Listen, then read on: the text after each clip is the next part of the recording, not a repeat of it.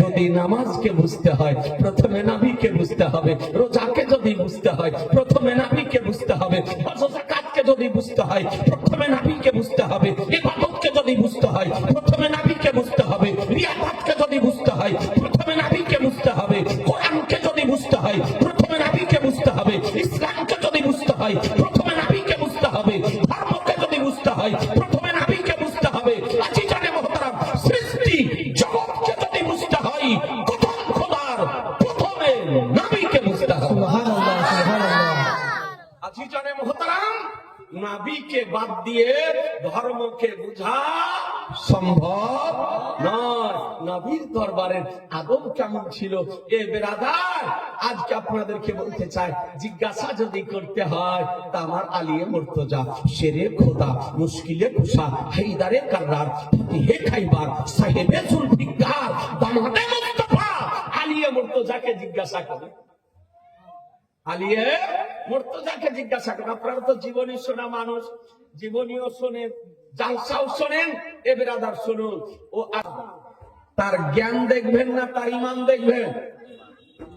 জি, কারো আলোচনা শোনার পূর্বে তার ভাষা দেখবেন না তার ঈমান দেখবেন? তার ঈমান দেখবেন যে তার মধ্যে ঈমান আছে কিনা। নিজের ঈমানকে জিজ্ঞাসা করুন। যে কোনো ব্যক্তি, সে ডাক্তার হোক, সে আধারি হোক, সে শাইখ হোক, সে মাস্টার হোক, সে প্রফেসর হোক, যদি নবীকে কর্মচারী বলে আখ্যায়িত যদি করে, আমাদের নবীকে যদি আজকে রাখাল বলে আখ্যায়িত করে, তবে ওই ব্যক্তি বক্তব্য শোনা যাবে না। একটু জোরে বলেন না জি, বক্তব্য শোনা যাবে না। আজি জানে মুহতারাম, নবীকে এই কর্মচারী বা রাখাল বলাতে নবীর সম্মান প্রদর্শন করা হবে না নবীর অসম্মান প্রদর্শন করা হবে? নবীর অসম্মান প্রদর্শন করা হবে। আর শরিয়াতের বিধান বলে, শরিয়াতের ল বলে, শরিয়াতের কানুন বলে যে আমার নবী সম্পর্কে সামান্যতম ন্যূনতম বেয়াদবি করা হলো কুফর। যদি কোন ব্যক্তি আমার নবীর জুতো মুবারককে, পবিত্র জুতো মুবারককে যদি বলে জুতিয়া, সঙ্গে সঙ্গে কাফির হয়ে যাবে। নবীর চুল মুবারককে কোন ব্যক্তি যদি বলে চুলুয়া, তো সঙ্গে সঙ্গে কি হবে? কাফির হয়ে যাবে। অর্থাৎ আমার নবীর কোন একটি কর্মকে বা নবীর কোন গুণাবলীকে বা নবীর কোন উপাধিকে বা নবীর কোন অঙ্গ প্রত্যঙ্গের বা নবীর কোন কর্মের আপনার অসম্মান করা শরিয়তের বিধান মোতাবেক হলো কুফর। অর্থাৎ তার ঈমান নষ্ট হয়ে যাবে।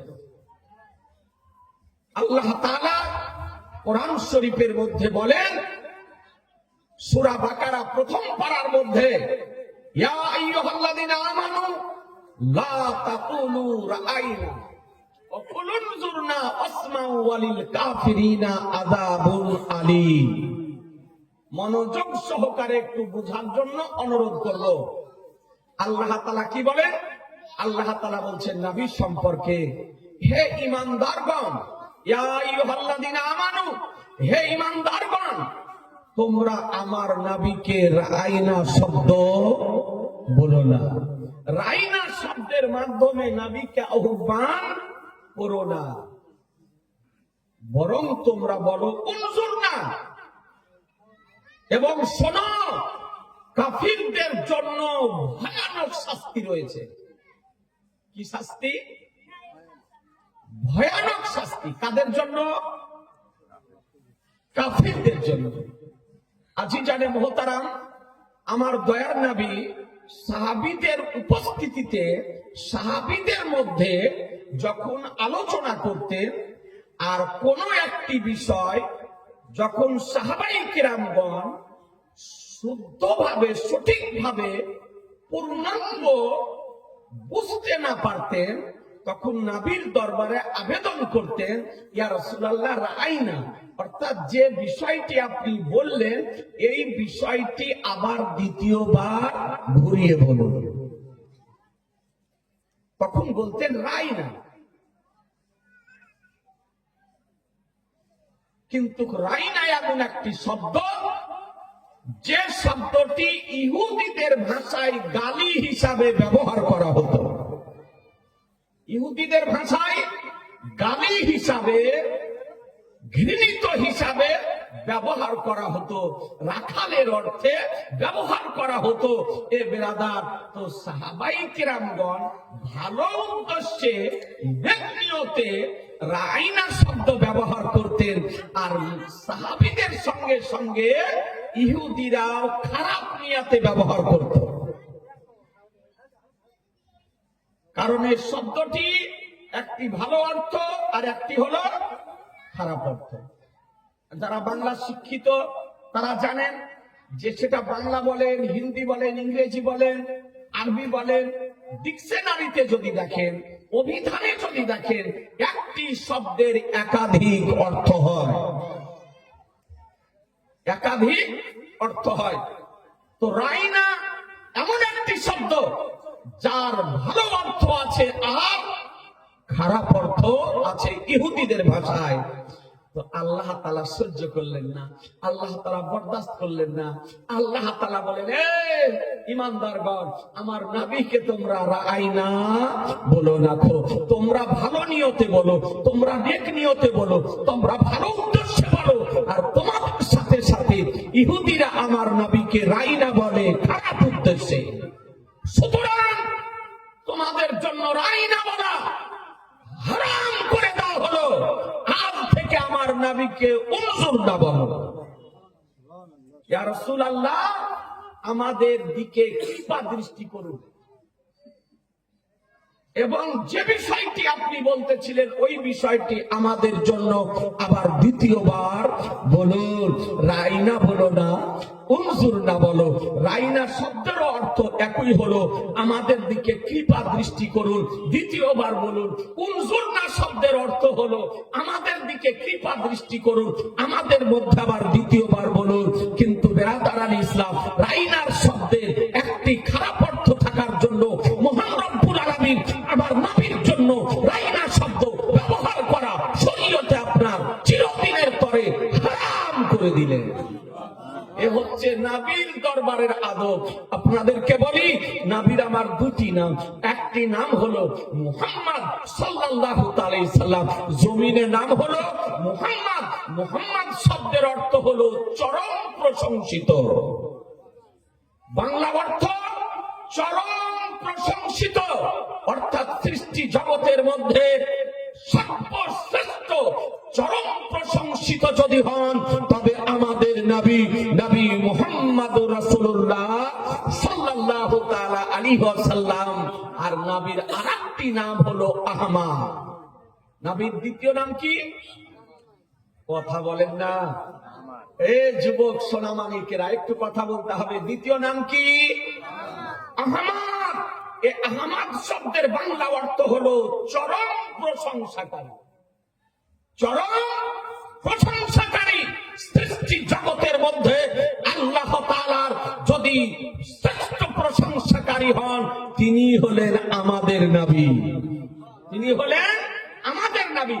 একদিক থেকে নবী হলেন আল্লাহর চরম প্রশংসাকারী, অপরদিকে সৃষ্টি জগতের মধ্যে আমাদের নবী হলেন চরম প্রশংসিত।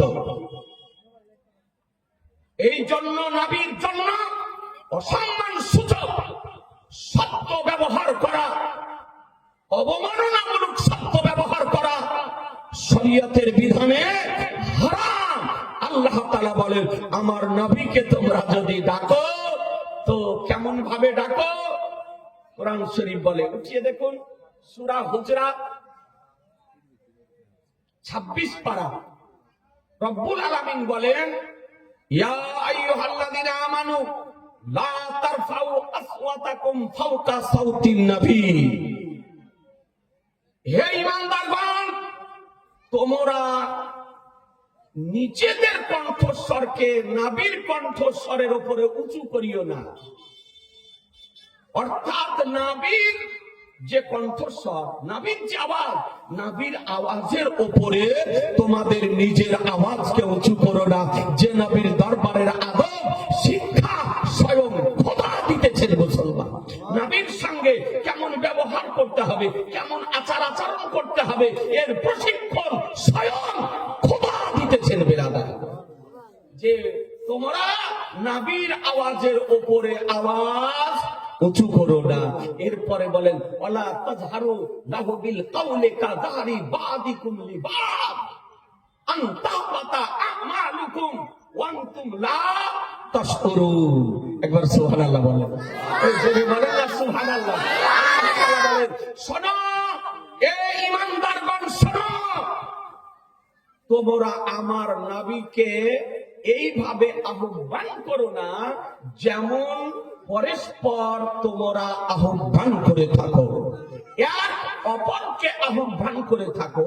নিজেরা নিজেদের মধ্যে যে সমস্ত সাধারণ ভাবে আহ্বান করে থাকো, এইরকম সাধারণ ভাবে আমার নবীকে আহ্বান করো না। একটু কথা বোঝার চেষ্টা করুন। আল্লাহ বলতেছেন যে ঈমানদারগণ আমার নবীকে তোমরা নিজেদের মধ্যে যেমন নিজেরা ডেকে থাকো, আহ্বান করে থাকো, এইরকম ভাবে আহ্বান করিও না। যদি করো তো কি হবে? আনতাবাতা আমালুকুম, তোমাদের আমল নষ্ট হয়ে যাবে। আমল নষ্ট হয়ে যাবে, নেক আমল নষ্ট হয়ে যাবে। নেক আমল নষ্ট কখন হয়? যখন মানুষ কুফর করে, যখন ঈমান নষ্ট হয়ে যায়, তখন তার কর্ম নষ্ট হয়ে যায়। তার মানে বোঝা গেল কোরআন শরীফ থেকে যে কোন মানুষ নবীকে যদি সাধারণ ভাবে আপনার আহ্বান যদি করে অবমাননার উদ্দেশ্যে, তবে তার নেক আমল নষ্ট হয়ে যাবে, মানে ঈমান নষ্ট হয়ে যাবে। ওয়ান্তুম লা তাশউরুন, তোমরা তা বুঝতেও পারবে না। তোমরা তা বুঝতেও পারবে না যে তোমাদের ঈমান নষ্ট হয়ে গিয়েছে, আমল নষ্ট হয়ে গিয়েছে।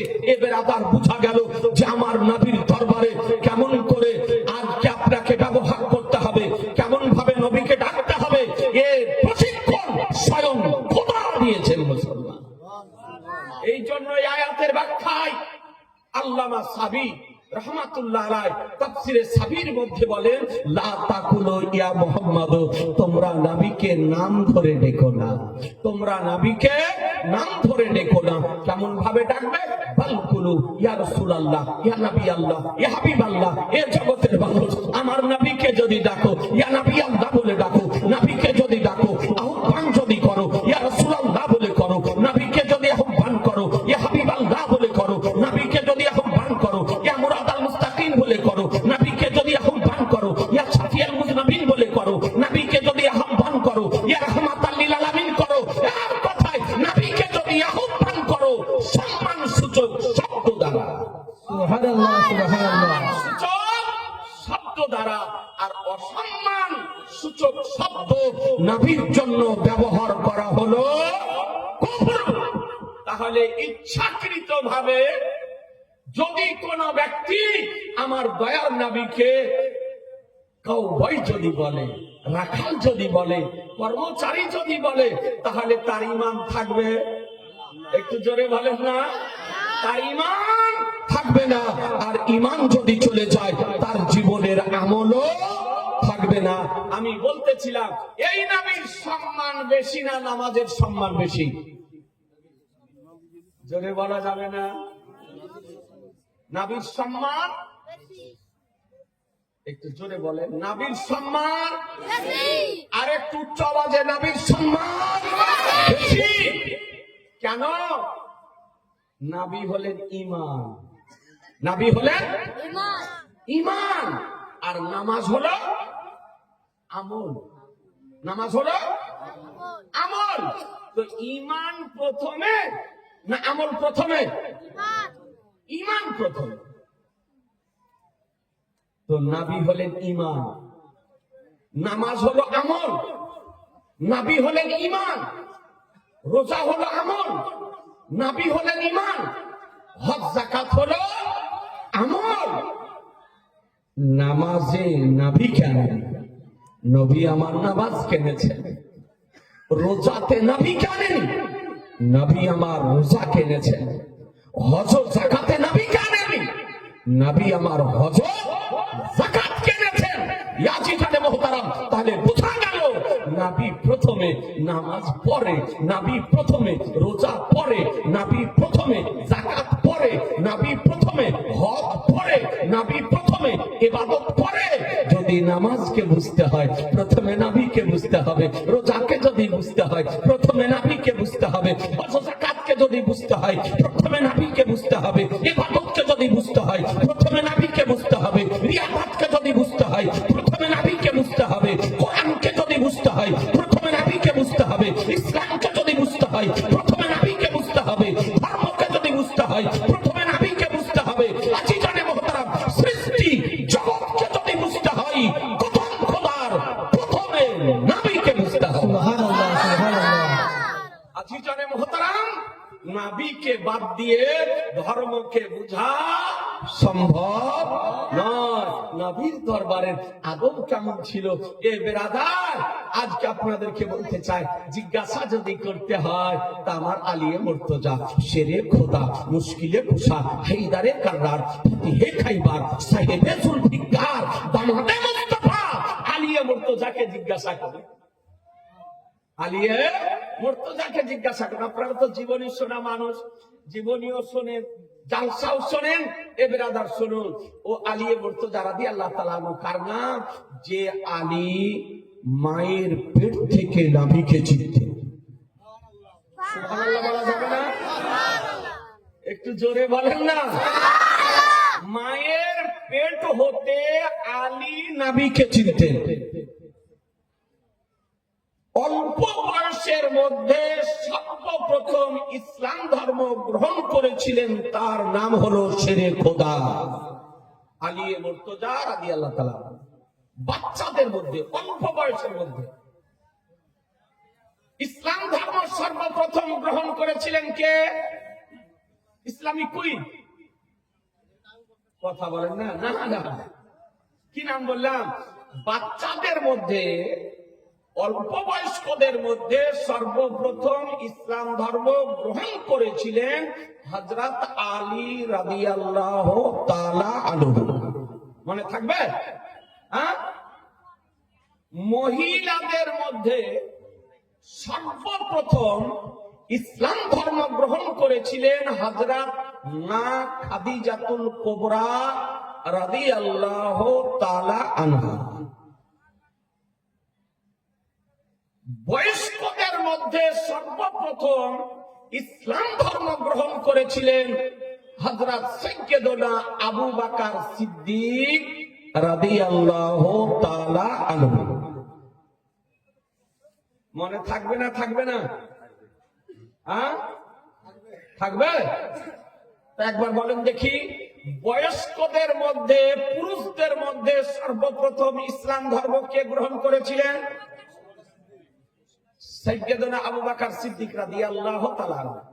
মহিলাদের মধ্যে সর্বপ্রথম ইসলাম ধর্ম গ্রহণ করেছিলেন, তার নাম কি? এই তো বলছেন না।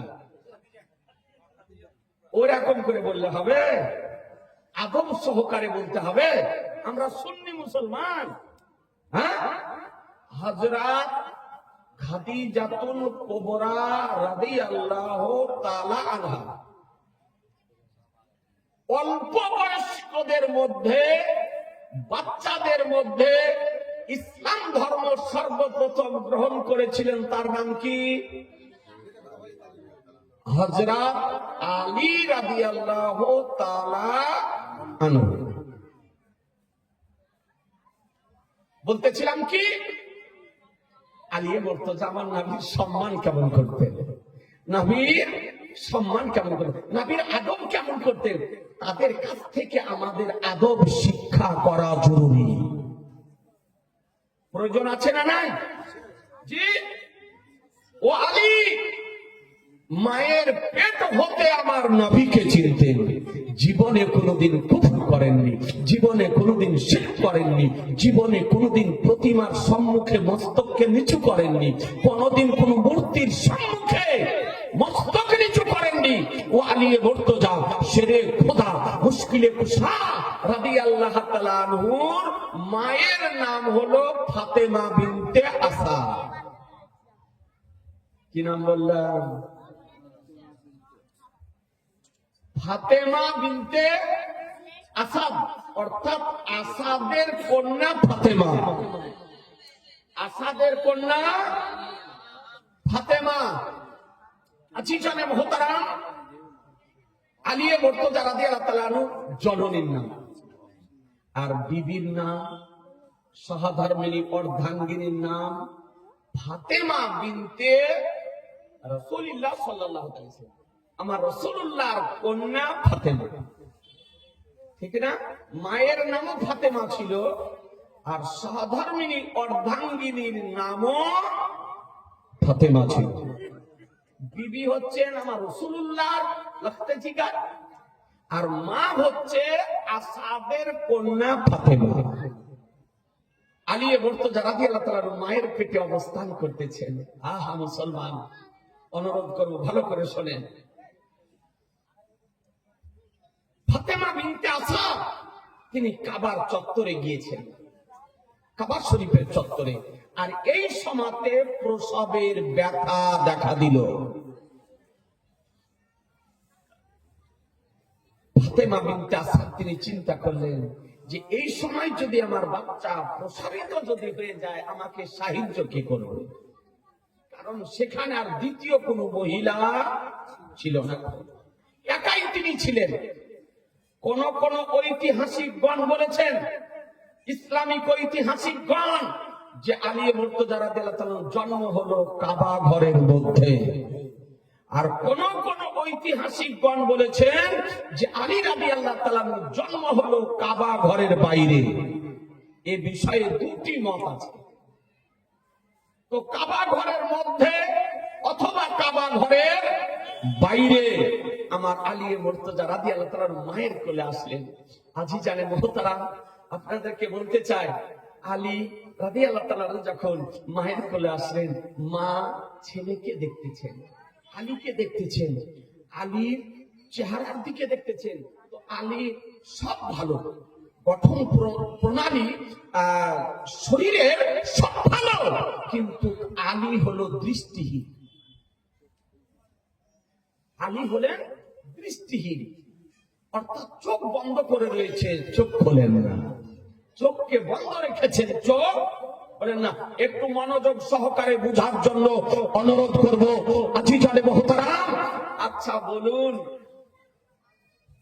যদি একটি সন্তান দৃষ্টিহীন যদি হয়, তো ওই সন্তানের জীবনের কোন মূল্য আছে? জি না, মূল্যহীন তার জীবন। আজিজানে মুহতারাম, একটা বাচ্চা প্রসবের যন্ত্রণা কতটা, বেদনা কতটা, ব্যথা কতটা যদি জিজ্ঞাসা যদি করতে হয়, তো একজন পুরুষকে জিজ্ঞাসা করে পাওয়া যাবে না। বাবা বলতে পারবে প্রসবের কি কষ্ট, প্রসবের কি যন্ত্রণা, এটা পিতা বলতে পারবে না। এটা পিতার পক্ষে বলা সম্ভব নয়। প্রসবের কি ব্যথা যন্ত্রণা আপনার জিজ্ঞাসা যদি করতে হয়, মাকে জিজ্ঞাসা করুন। জিজ্ঞাসা যদি করতে হয়, একজন মহিলাকে জিজ্ঞাসা করুন। জিজ্ঞাসা যদি করতে হয়, একজন নারীকে জিজ্ঞাসা করুন। এ বিরাদার, যে সময় বাচ্চা প্রসবিত হয়, সেই সময় একজন মহিলার, একজন নারীর হৃদয় বিগলিত হয়ে কলিজা ফেটে চোখ দিয়ে অশ্রু প্রবাহিত হতে থাকে। এ বিরাদার, আরো মা মনে করে আর জীবনে দ্বিতীয় বাচ্চা নেব না, দ্বিতীয় বাচ্চা নেব না। একজন মহিলা বাচ্চা প্রসবের কালে মৃত্যুর সঙ্গে পাঞ্জা লড়তে থাকে। এই জন্য শরীয়তের বিধান বলে, যে কোনো মহিলা বাচ্চা প্রসবের কালে মারা যদি যায়, তবে শহীদের দরজা পায়। শহীদের সে দরজা লাভ করে। আজ আজি জানে মোহতারাম, কিন্তু বাচ্চা যখন প্রসবিত হয়ে যায় এ বেরাদা, তখন মা বাচ্চার দিকে লক্ষ্য করে, প্রসবের কথাকে কষ্টকে ভুলে যায়, বাচ্চার হাতের দিকে লক্ষ্য করে, প্রসবের বেদনাকে ভুলে যায়, বাচ্চার বডির দিকে লক্ষ্য করে, প্রসবের যন্ত্রণাকে ভুলে যায়, বাচ্চাকে ধুয়ে মুছিয়ে পরিষ্কার করে মায়ের কোলে যখন দেওয়া হয়, তখন মায়ের জ্বলন্ত হৃদয় শান্ত হয়ে যায়। হয় না, হয় না? জোরে বলেন, হয় না, হয় না? তখন মায়ের কান্না বন্ধ হয়, মায়ের মুখে হাসি ফোটে। এ বেরাদারানি ইসলাম, আপনাদেরকে বলবো, আলিয়ে মর্তজা সব ভালো, কিন্তু কাজকে দৃষ্টিহীন মা ডুকরে ডুকরে কাঁদছেন, বাচ্চার জন্য কাঁদছেন, অনেক চেষ্টা করলেন।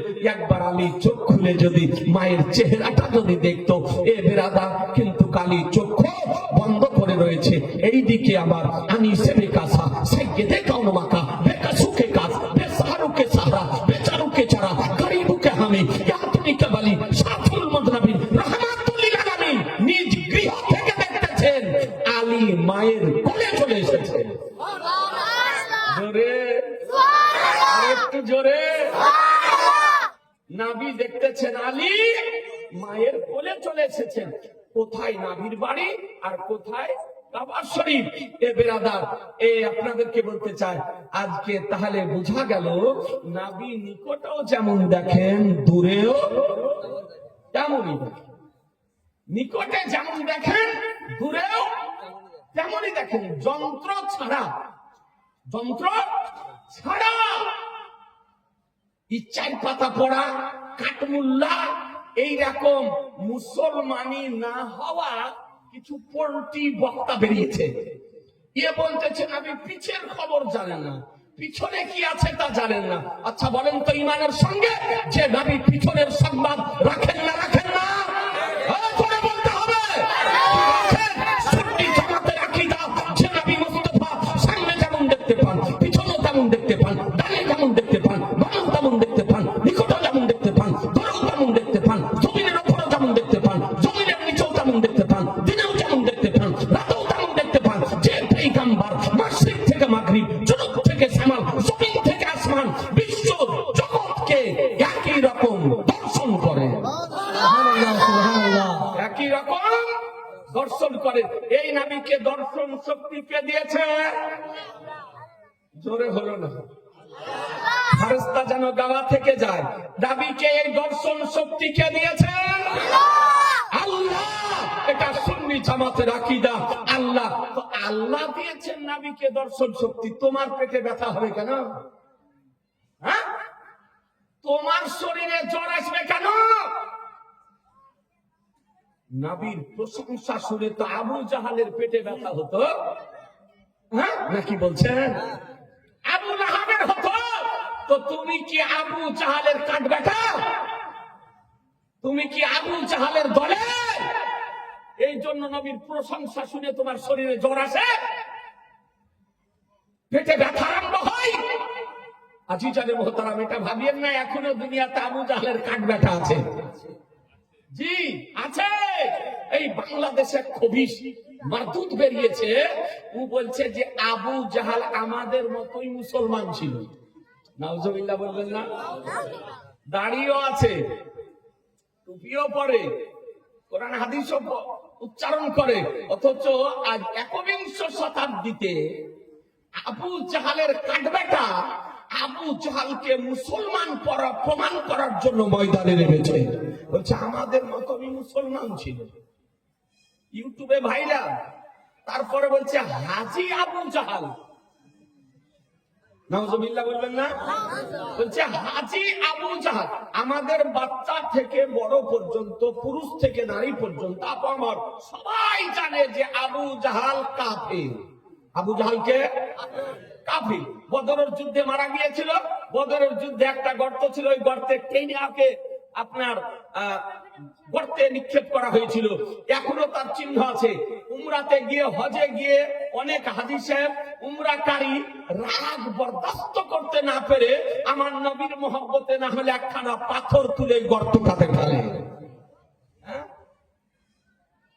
জি, আর ওই আবু জাহালকে বলতেছে, আবু জাহাল বলে মুসলমান। তাহলে এই নবীর পক্ষের লোক না আবু জাহালের দলের লোক? জি, মনে হয় আবু জাহালের কোন কাঠবেটা হবে। এই বাংলাদেশ থেকে আপনার বলছে হাজি আবু জাহাল, নাউজুবিল্লাহ। হাজি জানে মুহতারাম, আপনাদেরকে বলতে চাই, আল্লাহ তাআলা এই নবীকে এই দর্শন শক্তি দিয়েছেন। এই জন্য হাদিস শরীফে এসছে, মিশকাত শরীফের হাদিস শরীফ আমি যুবকদেরকে অনুরোধ করব, বিশুদ্ধ সনদ সহকারে বর্ণিত হয়েছে কিতাবুল ইলমের মধ্যে। আমার নবী বলেন, ইন্নী আরা মা লা তারাউন, আমি যা দর্শন করি পৃথিবীতে কেউ দর্শন করে না। আমি যা দর্শন করি পৃথিবীতে কেউ দর্শন করে না। আর আমি যা শ্রবণ করি পৃথিবীতে কেউ শ্রবণ করে না। তাহলে এই বিশেষ শ্রবণ শক্তি এবং দর্শন শক্তি আল্লাহ আমাদের নবীকে প্রদান করেছেন। নবী আমার বলছেন, আমি যা দর্শন করি পৃথিবীতে কেউ দর্শন করে না। বোঝা গেল মুসলমান, পৃথিবীতে অনেকেই দেখতে পায়, পৃথিবীতে মানব দেখতে পায়, পৃথিবীতে দানব দেখতে পায়, পৃথিবীতে ফেরেশতা দেখতে পায়, পৃথিবীতে মালাইকা দেখতে পায়, পৃথিবীতে জিবরাইল মিকাইল আলাইহিমা সালাম দেখতে পায়, পৃথিবীতে ইসরাইল ইসরাফিল আলাইহিমা সালাম দেখতে পায়, মুনকার নাকির দেখতে পায়, কিরামান কাতিবিন দেখতে পায়। কিন্তু নবী বলতেছেন, ইন্নী আরা মা লা তারাউন, আমি যা দর্শন করি পৃথিবীতে কেউ দর্শন করে না। হাদিস থেকে সুস্পষ্ট ভাবে দিবালোকের ন্যায় প্রমাণিত হলো যে নবী যা দর্শন করে কোন মানব দর্শন করে না, নবী যা দর্শন করে কোন দানব দর্শন করে না, নবী যা দর্শন করে কোন মালাইকা দর্শন করেন না, নবী যা দর্শন করে কোন ফেরেশতা দর্শন করেন না, নবী যা দর্শন করেন জিবরাইল দর্শন করেন না, নবী যা দর্শন করেন ইসরাইল দর্শন করেন না, নবী যা দর্শন করেন ইসরাফিল দর্শন করেন না, নবী যা দর্শন করেন মিকাইল দর্শন করেন না, নবী যা দর্শন করেন জি আপনার মুনকার নাকির দর্শন করেন না, নবী যা দর্শন করেন কিরামান কাতিবিন আলাইহিমুস সালাম দর্শন করে না। এক কথায় নবী যা দর্শন করেন সৃষ্টি জগৎটা দর্শন করেন। এই বিশেষ বিশেষত্ব আল্লাহ আমাদের নবীকে দান করেছেন। এতে আপনারা খুশি না বেজার? জোরে বলেন না খুশি? এ বেরাদার, আমরা খুশি। আর যারা আবু জাহালের দল লোক ওরা বেজার। ওরা কি বেজার, অসন্তুষ্ট, নারাজ, তারা সহ্য করতে পারে না। আমার আলী মুর্তজা রাদিয়াল্লাহু তাআলা আনহু মায়ের কোলে এসেছেন, তো আমার নবী বাড়ি থেকে বেরিয়েছেন আলীকে দেখার জন্য। কি করার জন্য? আলীকে দেখার জন্য।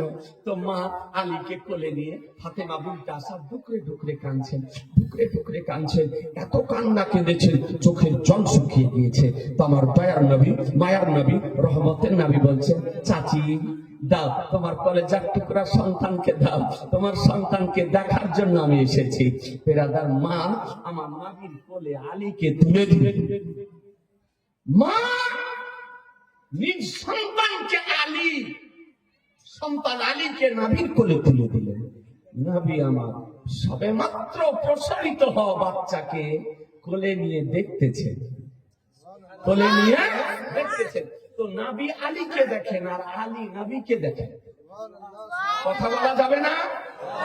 নবী আলীকে দেখেন আর আলী নবীকে দেখেন, নবী আলীকে দেখেন, আলী নবীকে দেখেন। এ আজি জানে মুহতারাম, আর মা দূরে ডুকরে ডুকরে কাঁদছে। তো আমার দয়ার নবী রহমাতুল লিল আলামিন নবী বলেন, এ ফাতেমা বিনতে আসাদ, এ চাচি যান, পুত্র সন্তান প্রসবিত হয়েছে, আপনার ঘরকে আলোকিত করতেছে, আপনার আনন্দিত হওয়া দরকার, না হয়ে আপনি কান্না কেন করছেন, দুঃখিত কেন? তো ফাতেমা বিনতে আসাদ বলতেছে, বলে দেখুন আমার বাচ্চার সব ভালো, বাচ্চার পা ভালো, বাচ্চার হাত ভালো, বাচ্চার নাক ভালো, বাচ্চার কান ভালো, বাচ্চার মুখ ভালো, বাচ্চার চেহারা ভালো, বাচ্চার মস্তক ভালো, সব ভালো, কিন্তু বাচ্চা হলো জন্ম অন্ধ, দৃষ্টিহীন। আমার দয়ার নবী বলেন, চাচি তোমার সন্তান তোমার লাগতে জিগার, তোমার নূরে নজর, তোমার কলেজার টুকরা অন্ধকে বলবে, দৃষ্টিহীনকে বলবে। হ্যাঁ, আলী তো এমন চোখ খুলেছে যে চোখে আর পাতা বন্ধ করে না। বলে এমন চোখ খুলেছে যে আর চোখের পাতা বন্ধ করে না। এ আছি জানে মহতারা, দ্রুত গতিতে এসে দেখতেছে না যে আলীর চোখের পাতা খোলানো সম্ভব হয়নি। সে আলী এমন ভাবে নবীকে দেখতেছেন যে আলী চোখের পাতা বন্ধ করেন না। নবী আলীকে দেখতেছেন, আলী নবীকে দেখতেছেন। সেই আলী মুর্তজা, শেরে খোদা, মুশকিলে কুশা, হায়দারে কাররার, ফাতেহে খাইবার, সাহেবে জুলফিকার, দামাদে মুস্তাফা 8 বছর বয়সে ইসলাম ধর্ম গ্রহণ করেছিলেন। কয় বছরে? 8 বছর বয়সে ইসলাম ধর্ম গ্রহণ করেছিলেন। এ বেরাদারান ইসলাম, এই আলী মুর্তজা রাদিয়াল্লাহু তাআলা আনহুর আদব। এ বেরাদার আদব কি একটু আপনাদেরকে বলি। এ বেরাদার, এ আলী মুর্তজা রাদিয়াল্লাহু তাআলা আনহু বড় হয়েছেন, ইসলাম ধর্ম গ্রহণ করেছেন। নির্জন জায়গাতে নবী আমার বলছেন, আলী তোমাকে একটা কথা জিজ্ঞাসা করি। বলে কি ইয়া রাসূলুল্লাহ? বলে তুমি বাল্য অবস্থায় ইসলাম ধর্ম গ্রহণ করেছো, অল্প বয়সে ইসলাম ধর্ম গ্রহণ করেছো, বাচ্চাদের মধ্যে সর্বপ্রথম ইসলাম ধর্ম গ্রহণ করেছো। তবে শোনো, তোমার জন্মের পর চোখ বন্ধ করেছিলে, আর আমি যাওয়ার পর চোখ খুলেছিলে, তার কারণ কি? জোরে বলা যাবে না? জোরে কারণ কি? তালিয়ে মুর্তজা রাদিয়াল্লাহু তাআলা বলেছেন, ইয়া রাসূলুল্লাহ, মায়ের পেটে অবস্থান কালে কসম করেছিলাম, বলে আল্লাহ পৃথিবীতে যদি যাই, নবীকে আগে দেখবো, মাকে পরে দেখবো, নবীকে আগে দেখবো, পিতাকে পরে দেখবো, নবীকে আগে দেখবো, চাচাকে পরে দেখবো, নবীকে আগে দেখবো, চাচিকে পরে দেখবো, নবীকে আগে দেখবো, আত্মীয় স্বজনকে পরে দেখবো, নবীকে আগে দেখবো, কাবাকে পরে দেখবো, নবীকে আগে দেখবো, জান্নাতি পাথরকে পরে দেখবো। ইয়া রাসূলুল্লাহ, কসম করেছিলাম নবীর নূরময় চেহারা, জ্যোতির্ময় চেহারা, আলোকময় চেহারা, উজ্জ্বলময় চেহারাকে প্রথমে দর্শন করবো, জগৎকে পরে দেখবো। নারায়ে তাকবীর, নারায়ে তাকবীর, নারায়ে রিসালাত, নারায়ে রিসালাত, নারায়ে হায়দারি, নবী কা দামন। বলে ইয়া রাসূলুল্লাহ, এই জন্য ইচ্ছাকৃত মায়ের পেট থেকে পৃথিবীতে এসে আপনার যাওয়ার পূর্বে চোখকে বন্ধ রেখেছিলাম। ও আলী বলেন, যে চোখ দিয়ে আমি নবীকে দেখেছি, যে চোখ দিয়ে আমি নবীকে দেখেছি, সেই চোখ দিয়ে কোনোদিন আমি নিজ গোপন অঙ্গের দিকে লক্ষ্য করিনি, গুপ্ত অঙ্গের দিকে লক্ষ্য করিনি। যে চোখ দিয়ে আমি রাহমাতুল লিল আলামিন নবীকে দেখেছি, যে চোখ দিয়ে মিসবাহুল মুকাররামিনকে দেখেছি, যে চোখ দিয়ে আজকে শাফিউল মুজনাবিনকে দেখেছি, যে চোখ দিয়ে বদরুদ্দোজাকে দেখেছি, যে চোখ দিয়ে শামসুদ দুহাকে দেখেছি, যে চোখ দিয়ে রাহমাতুল লিল আলামিন নবীকে দেখেছি, সেই চোখ দিয়ে গুপ্ত অঙ্গের দিকে কেমন করে দেখব? ছিল আলীর আদব। যে চোখ দিয়ে নবীকে দেখেছেন খারাপ জিনিস, আর ওই চোখে দেখেননি। আজি জানে মহতারা, আপনাদেরকে বলতে চাই, উসমানে গানি রাদিয়াল্লাহু তাআলা আনহু ইসলাম জগতের তৃতীয় খলিফা। তিনি বলেন, আমার রাসূলুল্লাহ আমার যে হাতকে নিজের হাত বলে আখ্যায়িত করে বায়াত গ্রহণ করিয়েছিলেন, সেই হাত দিয়ে আমি কোনোদিন গোপন অঙ্গ স্পর্শ করিনি, গোপন অঙ্গ স্পর্শ করিনি। এ ছিল তাদের আদব। বেরাদারান ইসলাম, এই জন্য আল্লাহ রাব্বুল আলামিন কোরআন শরীফের মধ্যে পরিষ্কার ভাবে বলে দিয়েছেন, ওয়ালে তুমিনু বিল্লাহি ওয়া রাসূলিহি ওয়া তুআযিরুহু ওয়া তুআক্কিরুহু ওয়া তুসাব্বিহুহু বুকরাতান ওয়া আসীলা। তোমরা আল্লাহর উপরে ও তার রাসূলের উপরে ঈমান আনয়ন করো এবং নবীর মহত্ব বর্ণনা করো এবং তার প্রতি সম্মান প্রদর্শন করো, আর সন্ধ্যা সকাল তাসবিহ পাঠ করো। এ বেরাদার, ওই নবীর সম্মান করতে খোদা বলেছেন। কে বলেছেন? কে বলেছেন? যে নবীর সম্মান প্রদর্শন করতে খোদা বলেছেন, তাজিম করতে খোদা বলেছেন।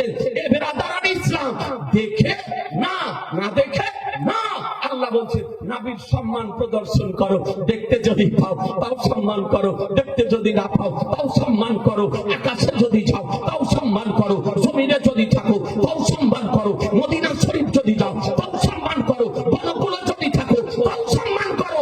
এক কথায় তুমি যেখানে বসবাস করো না কেন আমার নবীর সম্মান প্রদর্শন করো। সুবহানাল্লাহ, সুবহানাল্লাহ। আর গাওয়ার আবু জাহালের কাক বেটা আমার নবীর সম্মান করার আয়াত খুঁজে পাই না। জি, আয়াত খুঁজে পাই না, হাদিস খুঁজে পাই না।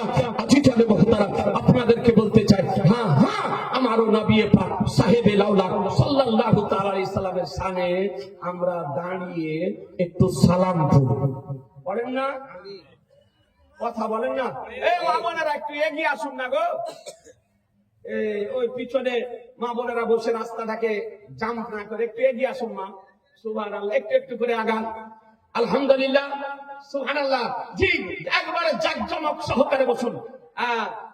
আমার পরে আলো বলে আপনার বক্তা গজালের টান যদি মারে তো যে বাহির আছে ভিতরে চলে আসুন। জি, শুনেন গজাল, মা বোনেরা, মা বোনদের ওটা খোরাক। গজালটা হলো মা বোনদের কি, এটা খাবার, এটা খোরাক। কারণ মা বোনেরা অপেক্ষা গজালটা বেশি বুঝে। জি, আর গজাল বুঝুক আর না বুঝুক সুরটা ভালো বুঝে না। কি বলছেন? বুঝতেও যদি পাঞ্জাবিতে যদি বলে, ইংরেজিতে যদি বলে, বুঝতেও তো পারলে না, তা বলে যে সুর কত ভালো রে। হ্যাঁ, তো মা বোনদেরকে বল, মা বোন আপনার রাগ করিয়েন না, আপনাদের দু চারটা মশলা শোনা হয়, মা বোনেরা সব চলে আসেন, এইদিকে চলে আসেন। আর যা টাকা নিয়ে এসেছেন একবারে বাইর করে আপনি হাতে রাখেন। কবরস্থানের জালসা, কবরস্থানের একটা হাদিস শোনাবো, একটা হাদিস শোনাবো কবরস্থানের জালসা। এ বেরাদারান ইসলাম, তো আমার আলিয়ে মুর্তজার আদব কতটা ছিল একটা আপনাকে হাদিস শরীফ শুনিয়ে দিই। আর একটা খুব গুরুত্বপূর্ণ হাদিস, যে আলিয়ে মুর্তজা আমার নবীর সম্মান কেমন করতেন। বলবো? ও সবাই বলছেন না, শোনাবো? আচ্ছা ব্রাদারান ইসলাম, একবার দরুদ শরীফ পড়েন তো। আল্লাহুম্মা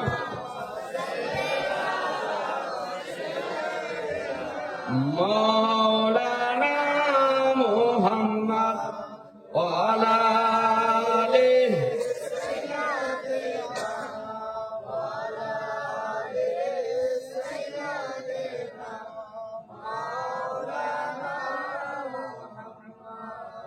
আল্লাহুম্মা সাল্লি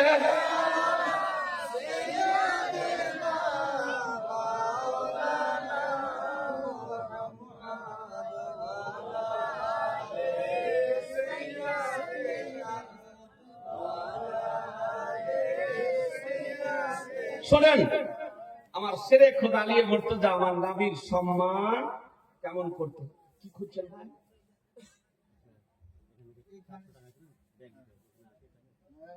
আচ্ছা, কিছু টাকা হোক, ব্যাগ দিন। এখন তো টাকা তো চাওয়াই হয়নি, তাহলে কি করে ব্যাগ দিবেন? ব্রাদারান ইসলাম, হাদিসটি শোনেন, মনোযোগ সহকারে শোনেন হাদিসটি। عن أبي سحك قال سمعت البراء ابن عازب يقول كتب علي بن أبي طالب الصلح بين النبي صلى الله عليه وسلم بين المشركين يوم الحديبية فكتب هذا ما كتب عليه محمد رسول الله فقالوا لا تكتب رسول الله فلو نعلم أنك رسول الله لم نقاتلك فقال النبي صلى الله عليه وسلم لعلي امحوه فقال ما أنا بالذي أمحاه فمحاه النبي صلى الله عليه وسلم بيده সুবহানাল্লাহ, সুবহানাল্লাহ। হাদিসটি কোথায় আছে? মুসলিম শরীফ আরবি কিতাবুল জিহাদ, হাদিস number 4629, page number 790, print Darus Salam, Riyad, Saudi আরব। হাদিসের বাংলা অনুবাদ শোনেন। আজিজানে মুহতারাম, হযরত বারা ইবনে আযিব রাদিয়াল্লাহু তাআলা আনহু বর্ণনা করেন যে হুদাইবিয়ার দিন হযরত আলী ইবনে আবি তালিব রাদিয়াল্লাহু তাআলা আনহু আমার যে রাসূলুল্লাহ সাল্লাল্লাহু আলাইহি সাল্লাম এবং মুশরিকদের মধ্যে সন্ধি পত্র লিখিত করা হয়েছিল, সেটা তিনি লিখেছিলেন। হুদাইবিয়ার যে সন্ধির চুক্তিপত্র লিখা হয়েছিল, আমার নবী এবং মুশরিকদের মধ্যে এই চুক্তিপত্র লিখতেছিলেন আলী মুর্তজা রাদিয়াল্লাহু তাআলা আনহু। তো তিনি লিখলেন এই চুক্তিপত্রে যে আমার রাসূলুল্লাহ সাল্লাল্লাহু তাআলা আলাইহি ওয়াসাল্লাম এই অঙ্গীকার করতেছেন যিনি আল্লাহর রাসূল, মুহাম্মাদুর রাসূলুল্লাহ, আল্লাহর রাসূল। আমি আয়াত পড়েছি, মুহাম্মাদুর রাসূলুল্লাহ, মুহাম্মদ সাল্লাল্লাহু আলাইহি সাল্লাম আল্লাহর রাসূল। তো তিনি চুক্তিপত্রে লিখছেন যে মুহাম্মাদুর রাসূলুল্লাহর পক্ষ হতে। কাফেরেরা কি বললো শুনুন। তো কুরাইশ এর কাফির যারা, তারা প্রশ্ন উত্থাপন করলো যে না, রাসূলুল্লাহ অর্থাৎ নবী মুহাম্মদ সাল্লাল্লাহু আলাইহি সাল্লাম আল্লাহর রাসূল, এটা লেখা যাবে না। মুহাম্মাদুর রাসূলুল্লাহ এটা লেখা যাবে না। কেন লেখা যাবে না? আমরা যদি এটা বিশ্বাস করে নিতাম যে তিনি আল্লাহর রাসূল, তাহলে তো আমরা আপনাদের সঙ্গে যুদ্ধ করতাম না। যদি মেনে নিতাম যে মুহাম্মদ সাল্লাল্লাহু আলাইহি সাল্লাম আল্লাহর রাসূল, তবে তো আমরা আপনাদের সঙ্গে যুদ্ধ করতাম না। এটা চুক্তিপত্রে লেখা যাবে না। মুহাম্মাদুর রাসূলুল্লাহ চুক্তিপত্রে লেখা যাবে না। আজিজানে মুহতারাম, তো নবী সাল্লাল্লাহু তাআলা আলাইহি সাল্লাম বললেন, হে আলী, যেটা লিখেছো এটাকে মিটিয়ে দাও। যেটা ওরা বলছে এটা লিখতে হবে কি, মুহাম্মদ ইবনে আব্দুল্লাহ, অর্থাৎ আব্দুল্লাহর পুত্র মুহাম্মদ, এটা লিখতে হবে। ওদের আপত্তি, মুহাম্মাদুর রাসূলুল্লাহ চুক্তিপত্রে লেখা যাবে না। তো আমার নবী বললেন, আলী, ওরা যখন আপত্তি করতেছে, এই মুহাম্মাদুর রাসূলুল্লাহটাকে মিটিয়ে দাও। তো আলী কি বলতেছেন? তো আলী রাদিয়াল্লাহু তাআলা আবেদন করলেন, ইয়া রাসূলুল্লাহ, আমি নিজ হাতে এটা মিটাতে পারবো না। আমি এটা মিটাতে পারবো না। মুহাম্মাদুর রাসূলুল্লাহ যেটা আমি লিখেছি, এটা আমি মিটাতে পারবো না, মুছে দিতে পারবো না। এটা আমার পক্ষে সম্ভব নয়। একটু দেখুন আদব কার নাম, এ বিরাদার নবীর সম্মান কেমন, নবীর মহব্বত কেমন। আর ইয়ে মুর্তজা শেরে খোদা বলেন যে হাত দিয়ে আমি মুহাম্মাদুর রাসূলুল্লাহ লিখেছি, এই লেখাকে আমার পক্ষে মিটানো সম্ভব নয়। এ ছিল আলীর আদব। আর এই যে 4 পাতা পড়া, 5 পাতা পড়া, মসজিদের গেটে লা ইলাহা ইল্লাল্লাহ মুহাম্মাদুর রাসূলুল্লাহ লেখা থাকলে সেটাকে মিটিয়ে দিতেছে, বলছে এটা দরজাতে লেখা যাবে না। এ বিরাদার, আমার নবী কি করলেন? শেষ পর্যন্ত নিজেই কলম নিয়ে নিজের নামটাকে মুছে দিলেন, কেটে দিলেন। আলহামদুলিল্লাহ, ভাইজানের মা দিয়েছেন 1100 টাকা। আল্লাহ তাআলা যেন ভাইজানের মায়ের দানকে যেন কবুল করে দেন। হাদিস থেকে বুঝা গেল একটি বিষয় যে আলী মুর্তজা আমার নবীর সম্মান কেমন করতেন, যে মুহাম্মাদুর রাসূলুল্লাহ লেখার পর নবীর নামটা কাটালেন না। তো তারপরে কি করলেন? নবী আমার নিজে কলম নিয়ে নিজের নামটাকে কাটিয়ে দিলেন। তাহলে বুঝা গেল নবী আমার লিখতে জানতেন না, জানতেন না? জোরে বলেন না? জানতেন। নবী অক্ষর চিনতেন না, চিনতেন না? চিনতেন।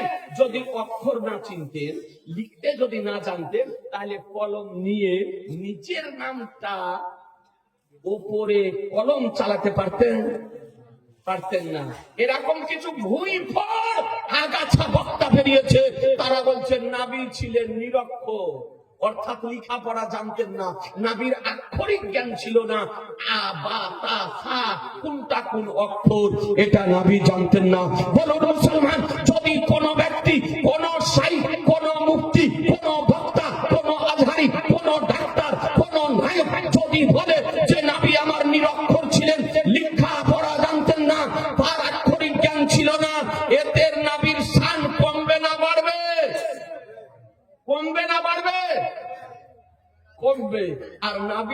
শানকে কমানো যাবে? হ্যাঁ, নবীর শানকে যে কমায় সে সাহাবীর দলের হবে না আবু জাহালের দলের হবে? আবু জাহালের দলের হবে। তাহলে আবু জাহালের যদি হয় তবে তাকে মান্য করা যাবে? জোরে বলতে হবে যে তাকে তার বক্তব্য শোনা যাবে, তাকে সমর্থন করা যাবে, তার পিছনে নামাজ পড়া চলবে, তাকে মসজিদের ইমাম করা যাবে, তাকে মাদ্রাসার শিক্ষক করা যাবে, তার সঙ্গে আত্মীয়তা করা যাবে না। মুসলমান, আপনাদেরকে বলি এ হাদিস শরীফ থেকে সুস্পষ্টভাবে দিবালোকের ন্যায় প্রমাণিত হলো যে নবী মুস্তাফা লিখতেও জানতেন, লিখতেও জানতেন, পড়তেও জানতেন, পড়াতেও জানতেন। এই জন্য তো কোরআন বলে ওয়াল্লামাকা মালাম তাকুন তালাক, বলে হাবিব আপনি যা কিছু জানতেন না আপনাকে সব শিখিয়ে দিয়েছি। আপনি যা কিছু জানতেন না আপনাকে সব শিখিয়ে দিয়েছি। আর এই 4 পাতা পড়া, 2 পাতা পড়া, না পড়ে পালিয়ে আসা, দাগ চুরি করা, রাজমিস্ত্রি কাজ করা, ঘড়ির মেকআপ, ঘড়ি ঠিক করা, এই সমস্ত ভুঁই পড়ে বেরিয়েছে পোল্ট্রি মুরগি মাস্টার। এরা আপনার না জানার লিস্ট তৈরি করছে। জি, না জানার লিস্ট, লেখাপড়া তো করেনি, সারা জীবন দাগ চুরি করে খেয়েছে, তারপরে মাছ চুরি করে খেয়েছে, মেয়েদের কাপড়ে আগুন লাগিয়ে দিয়েছে, ই তো লেখাপড়া করেনি। আপনার রাজমিস্ত্রির কাজ করতে কই 24 পরগনার বিখ্যাত। এ বেরাদার আর ইসলাম, আপনাদেরকে বলি, আর এই তো মুর্শিদাবাদ একটা বেরিয়েছে, বেরাদার ঘড়ির মেকার ছিল, তার বাপ আগে আপনার চামার ছিল, মুচি থেকে তারপরে মুসলমান হয়েছে, নব মুসলিম। এখন ও হওয়ার আগে হয়েছিল না ও হওয়ার পরে হয়েছে, ওর মুসলমানই দিয়েছে না যায়নি বলতে পারবো না। ওই হলো মুচির বেটা। আর আপনার নাবির না জানার লিস্ট তৈরি করতেছে। আপনাদেরকে বলুন, একজন ব্যক্তি জন্ম থেকে মৃত্যু পর্যন্ত যদি নাবির না জানার লিস্ট যদি তৈরি করে, তার লাইফের লিস্টকে ভ্যানিশ করার জন্য মহাগ্রন্থের কোরআন শরীফের একটি আয়াতই যথেষ্ট। মুসলমান, একটি আয়াতই যথেষ্ট। আল্লাহ তাআলা বলেন ওয়াল্লামাকা মালাম তাকুন তালাক, বলে হাবিব আপনি যা কিছু জানতেন না আপনাকে সব শিখিয়ে দিয়েছি। সব শিখিয়ে দিয়েছি। কে শিখিয়েছে বলেন? আল্লাহ। নবীকে শিখিয়েছেন আল্লাহ। কেমন ভাবে শিখিয়েছেন আল্লাহ জানেন, কতটা শিখিয়েছেন আল্লাহ জানেন, আর কতটা শিখেছেন নবী জানেন। তোমার মাফ করার অধিকার কে দিয়েছে? আল্লাহ তো বলছেন আমার নবী যা জানতেন না সব শিখিয়ে দিয়েছে।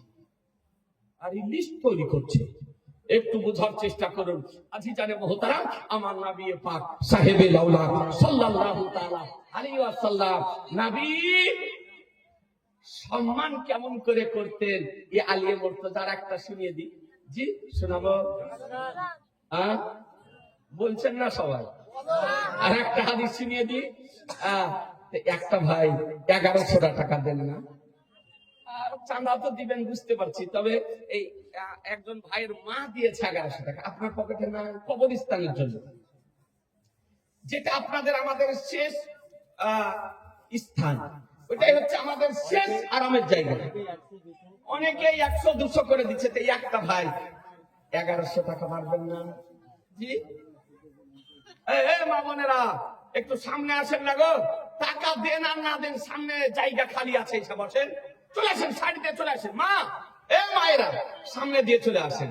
আলহামদুলিল্লাহ। একটা ভাই পারবেন না? টাইলস করে মার্বেল করে আজকে বাড়ি ঘর করছেন, এটা তো ক্ষণস্থায়ী, এটা সামান্য দিনের জন্য। আর কবরটা হচ্ছে আপনার চিরদিনের জন্য। ওই কবরে আপনাকে যেতে হবে, যত কোটিপতি হন না কেন, ওই শেষ দিনে সাদা কাপড় পরতে হবে। আর ওই কবরে আপনাকে, আপনি কোটিপতি বলে আপনার কবরে টাইলস বসিয়ে দেওয়া হবে, মার্বেল লাগানো হবে, লাইট একটা ঝুলিয়ে দেওয়া হবে, অক্সিজেন নেওয়ার ব্যবস্থা করে দেওয়া হবে, জি গরম বলে এসি ফিট করে দেওয়া হবে না। একটা ফকিরেরও যে অবস্থা আপনারও সেই অবস্থা। ওই জায়গাটা যেন জান্নাতের বাগিচা যেন হয়, জান্নাতের হাওয়া যেন আপনার কবরে আসে। এইরকম একটা বাবা মা হারা আছেন, মাত্র 1100 টাকা ওই কবরস্থানের জন্য একজন ভাই। হাদিসটা আপনাকে শুনিয়ে দিই চট করে, দেরি করবো না। আজি জানে মোহতারাম, পারবেন না? একজন ভাই ডারমাটন নাই এই কবরস্থানের জন্য। আজি জানে মোহতারাম, অনুরোধ করে বলি একটা ভাই হাত উঠান না। আরে সুবহানাল্লাহ, একজন ভাই একটু চট করে হাত উঠান। যে পিতা কবরে শুয়ে আছে, মা কবরে শুয়ে আছে, তারা কি অবস্থায় রয়েছে আপনি জানেন না? একটা ভাই 1100 এখন না পারেন সকালে দিয়ে জি যার মতন নাই। একজন যুবক জওয়ান কোন মা বোন যদি পারেন, কোন ভাই যদি পারেন, একটা ভাই যে হাদিসটা শুনেলেন আপনি। রাধারান ইসলাম, সময় নষ্ট করব না, দেখেন টাইম আপন গতিতে চলতেছে। জি রাধারান ইসলাম হাদিসটি তাফসিরে রুহুল বায়ান পিওর আরবিতে লেখা, তার তৃতীয় খণ্ডে 347 পৃষ্ঠার মধ্যে হাদিসটি বর্ণিত হয়েছে। আর এই হাদিসটি আল্লামা জালালউদ্দিন সুয়ুতী রাহমাতুল্লাহ আলাইহি আল খাসাইসুল কুবরা গ্রন্থেও তিনি আনয়ন করেছেন। হাদিসের রাবী বর্ণনা দিতেছেন যে মদিনা শরীফ যাওয়ার পর, ভালো করে শুনুন মনোযোগ সহকারে, জি আজকে নাবির আদবের উপরে আলোচনা করতেছি ব্রাদার, কারণ বিভিন্ন কৌশলে নাবির অসম্মান করা হচ্ছে। আমার সরকারে আলা হযরত ইমাম ইশক মোহাম্মদ ইমাম আহমদ রাজা আলাইহি রহমাতুল্লাহ তিনি তার ফিকহি এনসাইক্লোপিডিয়া আল আতাইয়া নববিজ্ঞা ফি ফাতায় রাজা বিজ্ঞান 6ষ্ঠ খণ্ডের মধ্যে তিনি বর্ণনা করেছেন যে নাবির জন্য ইয়াতীম শব্দ ব্যবহার করা অনুচিত। আমাদের ওলামারা অনেকেই নবীকে ইয়াতীম বলে, বলে না? অথচ আমার সরকারে আলা হযরত বলেছে নবীকে ইয়াতীম শব্দ ব্যবহার করা অনুচিত। নবীর জন্য তাকাব্বুর শব্দ, অহংকার শব্দ ব্যবহার করা কুফর। নবীকে বেচারা বলা হারাম। আজি জানে মোহতারাম, আপনাদেরকে বলবো আমার সরকারে আলা হযরত নবীকে কি কি শব্দ ব্যবহার করা যাবে না ফাতাওয়ায়ে রাদাবিয়ার মধ্যে বর্ণনা করে দিয়েছেন। অসম্মান সূচক নবীর জন্য ব্যবহার করা যাবে না। নবীর আদব কেমন করতেন, আমার আলী মুর্তজা রাদিয়াল্লাহু তাআলা আনহু তো খৈবারের যুদ্ধ, প্রশ্ন নাকি? আচ্ছা, খৈবারের যুদ্ধ ঐতিহাসিক যুদ্ধ বেরাদারান ইসলাম মদিনা শরীফ যাওয়ার পর সংঘটিত হয়েছিল। তো আমার দয়ার নবী মায়ের নবী যুদ্ধ শুরু হওয়ার পূর্বে আগারাত্রিতে বলতেছেন, আগামীকাল ইসলামিক পতাকা আমি এমন ব্যক্তির হাতে প্রদান করব যার দ্বারাতে আল্লাহ খৈবারে বিজয় দান করবে। আগামীকাল, তাহলে বোঝা গেল যে নবী আগামী কালকের খবর দিতে পারেন না? পারেন না? ধরে বলেন পারেন। এ বেরাদারি আনাড়ি বলতেছে মায়ের পেটে কি আছে আল্লাহ ছাড়া কেউ জানে না, আল্লাহ ছাড়া কেউ জানে না। এই পাগল এক রাঁচি পাঠান, এর ব্রেনটাল হয়েছে। নাহলে বলে আজকে বিজ্ঞানের অগ্রগতি হয়েছে, আজকে এই সোশ্যাল মিডিয়া যুগে এ বেরাদার একটা দাঁড়িয়ে পেশাব করা ডাক্তার যন্ত্রের সাহায্যে বলে দিতেছে মায়ের পেটে পুত্র সন্তান আছে না কন্যা সন্তান আছে। এমনকি ভ্রূণ পরীক্ষা করে বলে দিতেছে যে এটা কন্যা সন্তানের ভ্রূণ না এটা পুত্র সন্তানের ভ্রূণ।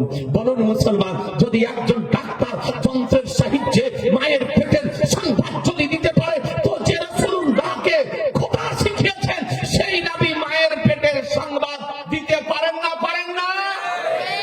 পারেন। কোন মুল্লা যদি বলে পারেন না, তোর কথা মান্য করা যাবে? জি যাবে না। আজি জানে মোহতারাম, হ্যাঁ যে নবী মায়ের পেটের সংবাদ দিতে পারেন, পুত্র সন্তান আছে না কন্যা সন্তান আছে তার সংবাদ দিতে পারেন। যে পয়গম্বর আগামী কালকে কি করবে তার সংবাদ দিতে পারেন। যে পয়গম্বর বৃষ্টি কবে হবে তার সংবাদ দিতে পারেন। যে পয়গম্বর কে কোথায় মারা যাবে তার সংবাদ দিতে পারেন। যে পয়গম্বর কিয়ামত কবে হবে তারও সংবাদ খোদার কসম নবী দিতে পারেন। নবী দিতে পারেন। তো নবী আমার বললেন, আগামীকাল এই ইসলামিক পতাকা এমন ব্যক্তির হাতে আমি প্রদান করব যার দ্বারাতে আল্লাহ খাইবারের প্রান্তরে বিজয় দান করবেন। জি, সকাল হলো, নবী আমার ডাকতেছেন, আইনা আলী ইবনে আবি তালিব, আলী ইবনে আবি তালিব কোথায়? তো সাহাবায়ে কেরামগণ বলছেন, ইয়া রাসূলুল্লাহ, আলীর চোখ উঠেছে। চোখ উঠা বুঝেন? হ্যাঁ, বুঝেন? আপনাদের দেশে কি বলে, চোখ উঠা বলে না কি বলে? কোন কোন দেশে আবার জয় বাংলা বলে। জি, এই চোখ উঠে না, জয় বাংলা বলে। তো আপনারা তো চোখ উঠা বোঝেন, চোখ দিয়ে পানি ঝরে, চোখটা লাল হয়ে যায়, একটু ফুলে যায়, ব্যথা করে। তো সাহাবী বলছেন, ইয়া রাসূলুল্লাহ, আলীর চোখ উঠেছে। তো বলে, আলীকে ডাকো। আলীকে ডাকা হলো। বলে, আলী কি হয়েছে? বলে, ইয়া রাসূলুল্লাহ, চোখ উঠেছে। বলে, চোখ উঠেছে? তো নবী আমার মুখের লালা মোবারক নিয়ে আলীর চোখে সুরমা করে লাগিয়ে দিলেন। আর যেমন সুরমা করে লাগিয়ে দেওয়া, আলী মুর্তজা রাদিয়াল্লাহু তাআলা আনহু বলেন, বলে, কসম খোদার, সঙ্গে সঙ্গে আমার চোখ ভালো হয়ে গিয়েছিল, সঙ্গে সঙ্গে ভালো হয়ে গেল। জি, আমার নবী ইসলামিক পতাকা প্রদান করলেন। খাইবারের যুদ্ধ আরম্ভ হলো। আলী মুর্তজা রাদিয়াল্লাহু তাআলার হাত থেকে কয়েকখানা ঢাল কেটে গিয়েছিল। জি, শেরে খোদা বলা, আল্লাহর বান। জি, যার নাম শুনলে বিধর্মীদের কলিজা পর্যন্ত আপনার কেঁপে যেত।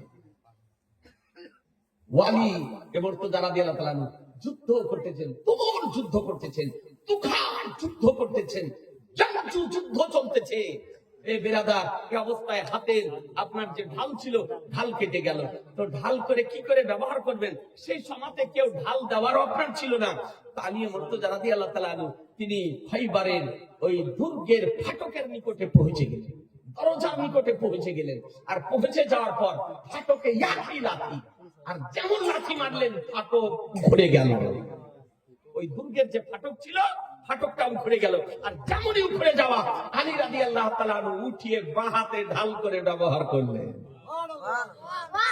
একবারে উঠিয়ে নিয়েছেন হাতে। ওজন কত ছিল?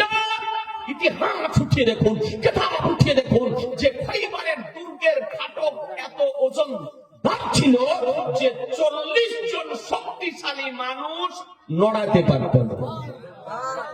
40 জন শক্তিশালী মানুষ নড়াতে পারতো না। সেই ফাটককে, দরজাকে আলী উঠিয়ে বাম হাতে উঠিয়ে ঢাল করে ব্যবহার করেছেন। এ বেরাদার, যুদ্ধর সমাপ্ত হলো, মুসলমানের জয় হলো। সেই দিন খাইবারের সৈনিকগণ আপনার এক বাক্যে বলেছিলেন, বলে, লা ফাতা ইল্লা আলী, লা সাইফা ইল্লা জুলফিকার। পৃথিবীর বুকে যুবক যদি থাকে, আলী আছে। আর পৃথিবীর বুকে তরবারি যদি থাকে, তো জুলফিকার আছে। ও জুলফিকার তরবারি, যার আগেও ধার ছিল, যার পিছনেও ধার ছিল। খাইবারের যুদ্ধে নবী আমার আলীর হাতে উঠিয়ে দিয়েছিলেন। এইরকম যুবক আর দ্বিতীয় ছিল না। এ বেরাদার, এই যুদ্ধের সমাপ্তির পর হাদিসটি শুনলেন, খুব শর্টকাটে বলে দিই। এই যুদ্ধ থেকে ফিরার পর পথে আমার নবীর সঙ্গে আলী মুর্তজা রাদিয়াল্লাহু তাআলা আনহু ছিলেন।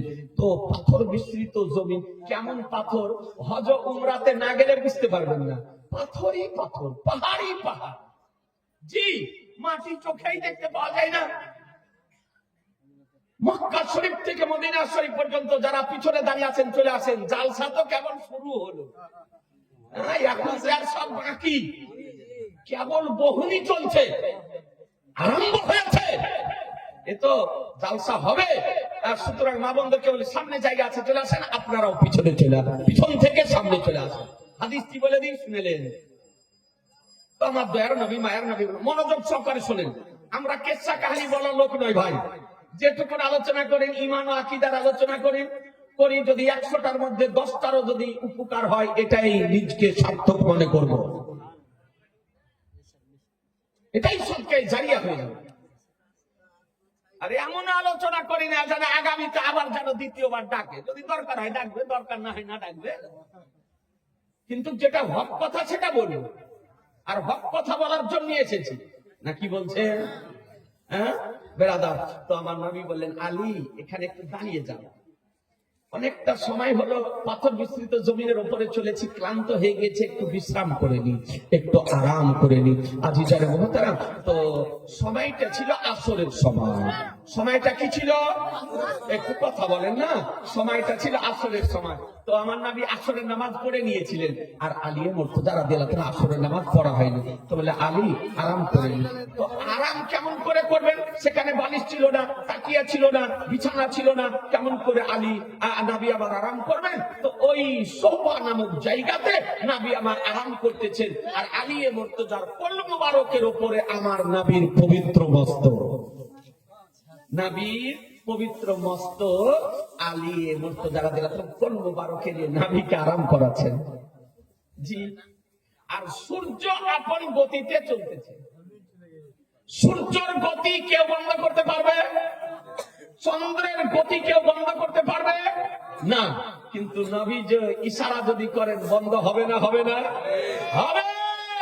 যে নবীর ইশারাতে সূর্যের গতি বন্ধ হয়ে যায়, চন্দ্রের গতি বন্ধ হয়ে যায়।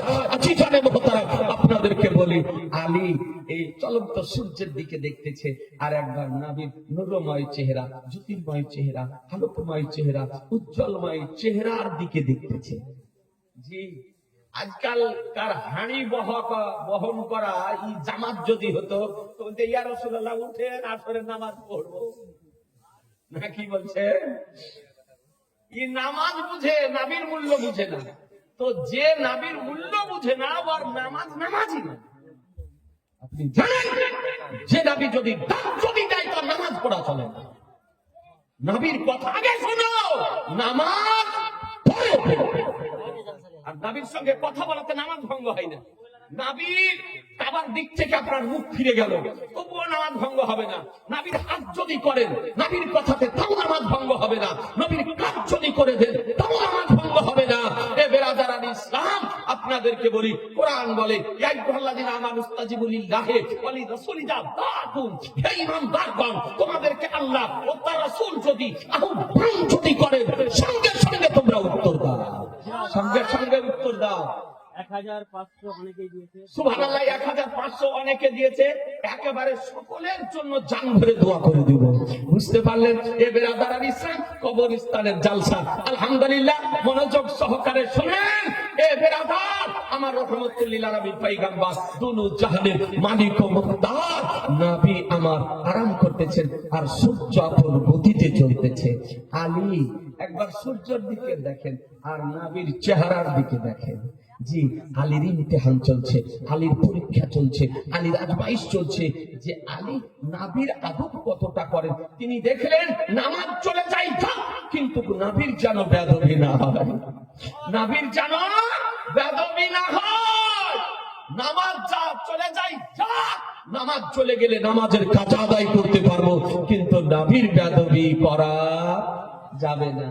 আর আপনার মেশর থেকে পড়ে এসে নামের শেষে আজহারি লিখে কখনো বলছে নবীকে সিক্স প্যাক, অর্থাৎ সিক্স প্যাক বুঝেন, এই শরীরটা উঁচু নিচু উঁচু নিচু।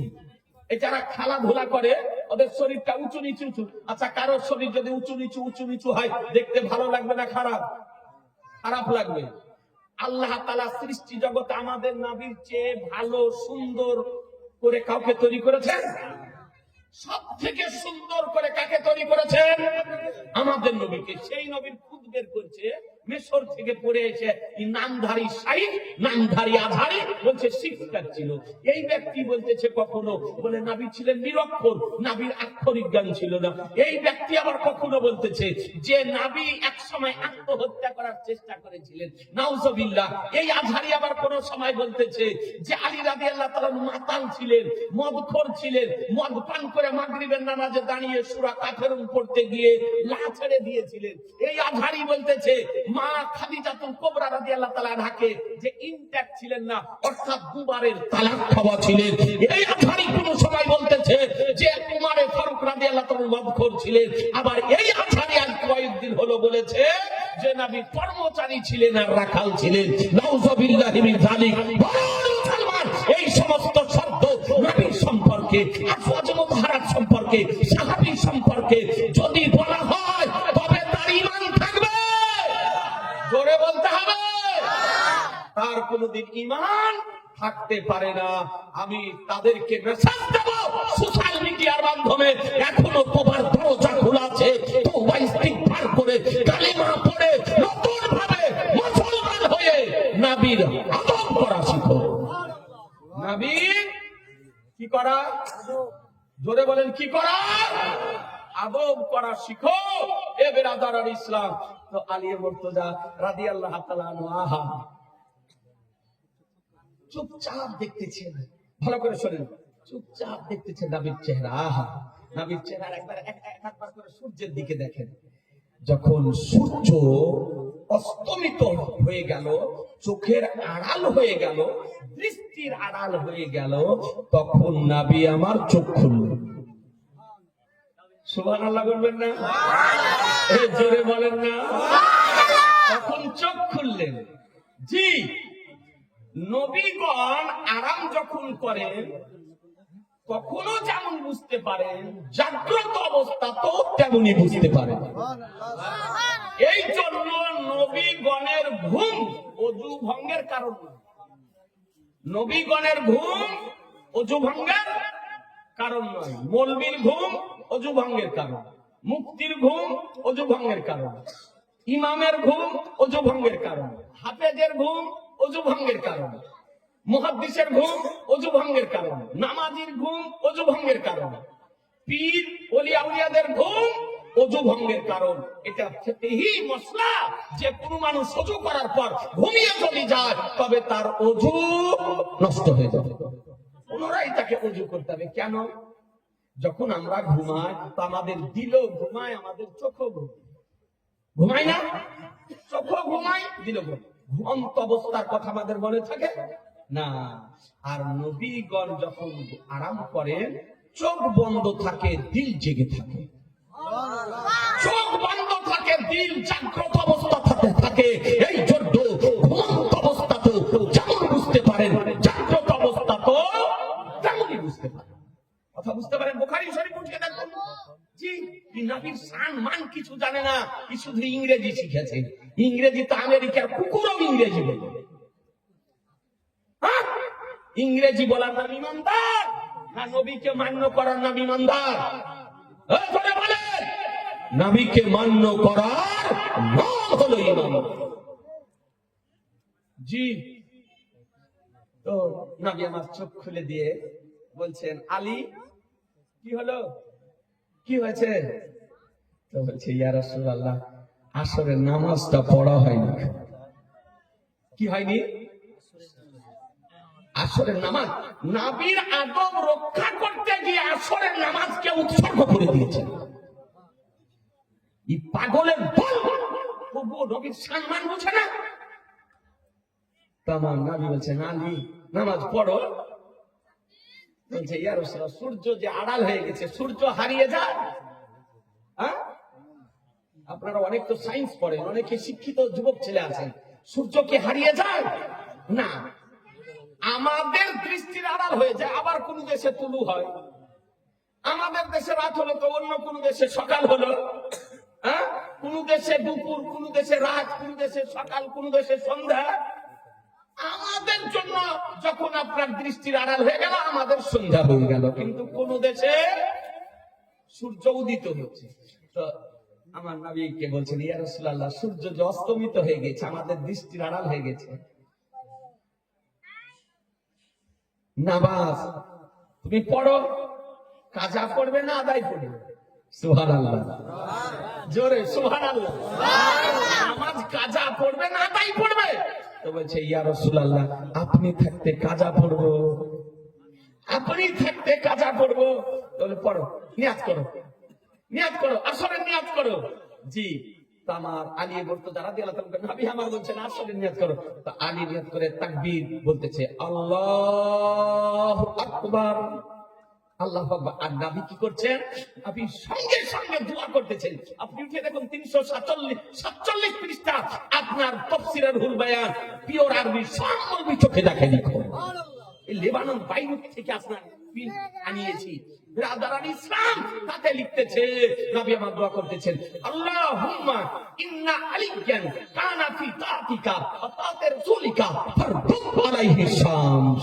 হে আল্লাহ, নিশ্চয় আলী তোমার এতাতে এবং তোমার নবীর এতাতে মগ্ন ছিল। তোমার হুকুম পালনে, তোমার রাসূলের হুকুম পালনে মগ্ন ছিল। আল্লাহ আলীর জন্য সূর্যটাকে উদিত করে দাও, ফারদুদ আলাইহি শামস, সূর্যটাকে উঠিয়ে দাও। আর এদিকে নবী আমার দোয়া করতেছেন, আর এদিকে আলী কি বলতেছেন? তাকবীর তাহরিমে নামাজে দাঁড়িয়ে গিয়ে আল্লাহু আকবার। আল আকবার বলার পূর্বে দেখতেছেন সূর্য এক মাস উপরে উঠে গিয়েছে।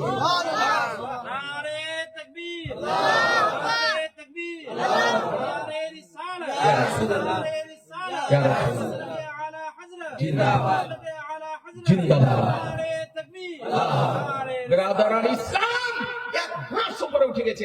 আল্লাহু আকবার বলা কমপ্লিট, সূর্য উঠলো, তারপরে ওনার আল্লাহু আকবার বলা হলো, নামাজ শুরু করলেন। সূর্য অপেক্ষা করতেছে যে আলীর নামাজ কখন শেষ হবে। জি, সূর্য অপেক্ষা করতেছে যে আলীর নামাজ কখন শেষ হবে। সূর্য বলছে, ইয়া রাসূলুল্লাহ, আমি কখন আপন গতিতে চলবো, গতি চালু করব? আমার নবী বলেন, সূর্য অপেক্ষা করো, আলীকে জিজ্ঞাসা করো তার নামাজ কখন শেষ হবে। আলীর নামাজ কখন শেষ হবে? আজি জানে মোহতারাম, আমার শেরে খোদা মুশকিলে কুশা এই ধারে কান্নার তাতে হে খাইবার সাহেবে জুলফিকার। আজকে একাগ্র চিত্তে নিষ্ঠার সঙ্গে 4 রাকাত ওই যে আসরের নামাজ তিনি নামাজ আদায় করলেন, নামাজ সমাপ্ত করলেন। তারপরে সূর্য অস্তমিত হলো। বেরাদার বোঝা গেল যে নবী কার নাম, পয়গম্বর কার নাম, রাসূল কার নাম, যে নবীর মহব্বতে আলিয়ে মুর্তজা আসরের নামাজকে উৎসর্গ করে দিয়ে নবীর আদব রক্ষা করেছেন। আর তার জন্য নবী সূর্যকে উদিত করে দেখিয়ে দিলেন। এই জন্য তো নবী সম্পর্কে কোরআন বলে, ইয়া আইয়ুহান নাসু কাদ জাআকুম বুরহানুম মির রাব্বিকুম, হে মানব সম্প্রদায়, নিশ্চয়ই তোমাদের নিকটে আল্লাহর পক্ষ থেকে একটি বুরহান এসেছে, দলিল এসেছে, মুজিজা এসেছে। সেই নবীর সম্মান করতে খোদা বলেছেন মুসলমান। ওই নবীর সম্মান করতে কে বলেছেন? খোদা বলেছেন। এ ব্রাদারান ইসলাম, পরবর্তী বক্তা আসার সময় হতে চলেছে। কয়েকটা কাগজ